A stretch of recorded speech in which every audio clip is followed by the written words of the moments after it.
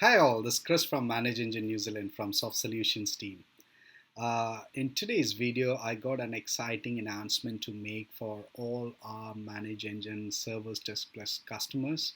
If you guys are already on our ServiceDesk Plus on-demand cloud application solution, then now you can experience our beta that got released for our on-demand customers. It's all fluidic user interface, powerful dashboards and layout personalization for enhanced user experience.